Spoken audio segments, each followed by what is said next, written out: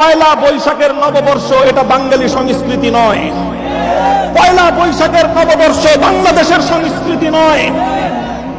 এই বৈশাখ মাসের সংগণনা শুরু করেছিল আকবর বাদশাহ আকবর। এই ইতিহাস আমরা সকলেই জানি। ফসলের হিসাব অনুযায়ী খাজনা আদায়ের সুবিধার্থে বৈশাখ থেকে চৈত্র পর্যন্ত 12 মাসের সংগণনা শুরু করেছিলেন বাদশাহ আকবর, মোগল সম্রাট। বাদশাহ আকবর বাংলাদেশের কোনো শাসক ছিলেন না। বাদশাহ আকবর শুধু কলকাতারও শাসক ছিলেন না। বাদশাহ আকবর শুধুমাত্র বঙ্গ অঞ্চলের শাসক ছিলেন না। বাদশাহ আকবর দিল্লির শাসক ছিলেন। দিল্লিতে তার মসনদ ছিল। দিল্লিকে কেন্দ্র করে গোটা ভারতবর্ষে তিনি শাসন করতেন। আর গোটা ভারতবর্ষের কৃষক এবং প্রজাদের কাছ থেকে তিনি খাজনা উসুল করবার জন্যই বৈশাখ থেকে চৈত্র মাসের গণনা শুরু করেছিলেন। কাজী পয়লা বৈশাখ যদি সংস্কৃতি হয়ে থাকে, এটা আকবরী সংস্কৃতি। পয়লা বৈশাখ যদি সংস্কৃতি হয়ে থাকে, গোটা ভারতবর্ষের সংস্কৃতি।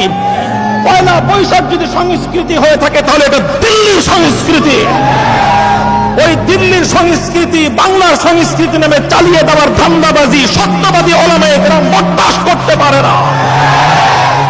আমরা 1971 সালে যেমনি ভাবে খান পাঠানদের আধিপত্য মানি নাই, আমরা সেই ব্রিটিশ ভারতবর্ষেও কলকাতার দাদা বাবুদের বঙ্গভঙ্গ রদের নামে বাংলার মুসলমানদের উপর খবরদারির সেই বাবুগিরিও আমরা দাদাগিরিও মানি নাই।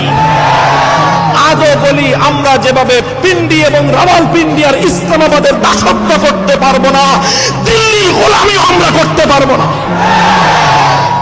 দেশীয় সংস্কৃতির নামে বিদেশি সংস্কৃতি আমাদের উপর চাপিয়ে দিবেন। আর আমরা সত্য কথা বললে আমাদের কণ্ঠরোধ করবার চেষ্টা করবেন। মনে রাখবেন, আমাদের কণ্ঠরোধ করার চেষ্টা করে লাভ নাই। ওলামায়ে উম্মত আল্লাহর পয়গম্বরের পক্ষ থেকে মিরাসাতে নববীর দায়িত্বপ্রাপ্ত হয়ে এই কথাগুলো বলে। কি হয়েছে? আমাদের কণ্ঠরোধ করার চেষ্টা করেছেন। আমাদেরকে বলেছেন আমরা যেন পয়লা বৈশাখের বিরুদ্ধে কথা না বলি। আলহামদুলিল্লাহ, দেশের 3.5 লক্ষ মসজিদের মিম্বার থেকে পয়লা বৈশাখের শিরকি সংস্কৃতির বিরুদ্ধে আওয়াজ উচ্চারিত হয়েছে কি হয় নাই? আল্লামা জুনায়েদ বাবুনগরী পয়লা বৈশাখের হিন্দুয়ানি সংস্কৃতির বিরুদ্ধে কথা বলেছেন কি বলেন নাই? জাতির রাহবার, উম্মতের অবিসংবাদিত মহান আধ্যাত্মিক নেতা আল্লামা আহমদ শফী পয়লা বৈশাখ নামক শিরকের বিরুদ্ধে কথা বলেছেন কি বলেন নাই? কাজেই তালিকা কয়জনের করবেন? তালিকা কয়জনের করবেন? তালিকা 15 জনের করে লাভ নাই। 16 কোটি মানুষের তালিকা করেন।